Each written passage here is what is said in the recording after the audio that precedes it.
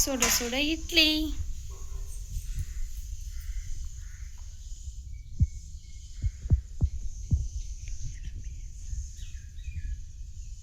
குழம்பு என்னம்மா? சிக்கன் குழம்பு. எதை கரண்டி இல்லையா? ஆவி பறக்குதுமா இட்லி. இப்போதான் எடுத்தியா? ஆமாம், இப்போ தானே செஞ்சேன்.